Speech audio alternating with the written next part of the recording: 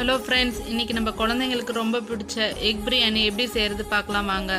அதுக்கு first oil add பண்ணி பட்டை, லவங்கம், ஏலக்காய், நம்ம சின்னசாக நறுக்கி வச்சுருக்க வெங்காயம், பச்சை மிளகாய், இஞ்சி பூண்டு பேஸ்ட்டு, தக்காளி, பிரியாணி இலை, பிரியாணி மொகு ஆட் பண்ணி நல்லா கலக்கி விட்டுட்டு, இப்போ நமக்கு தேவையான அளவு மஞ்சாத்தூள், மிளகாத்தூள், சால்ட்டு, பெப்பர் இதையும் ஆட் பண்ணி நல்லா கலக்கி விட்டுக்கலாம். இப்போ சின்னசாக நறுக்கி வச்சுருக்க புதினாவை ஆட் பண்ணி தேவையான அளவு தண்ணி சேர்த்து ஒரு 5 நிமிஷம் நல்லா கொதிக்க விட்டுட்டு நம்ம ஊற வச்சுருக்க அரிசியை ஆட் பண்ணி அரிசி நல்லா முக்கால்வாசி வெந்த அப்புறம் நம்ம எடுத்து வச்சுருக்க முட்டையெல்லாம் உடச்சி விட்டுட்டு மறுபடியும் ஒரு 2 நிமிஷம் நல்லா வேக விட்டுட்டு நம்ம சின்னசாக நறுக்கி வச்சுருக்க இந்த கொத்தமல்லி தலையை தூவி விட்டுட்டு முட்டையெல்லாம் திருப்பி விட்டுட்டு ஒரு 2 நிமிஷம் வேக வச்சா நமக்கு தேவையான எக் பிரியாணி ரெடி.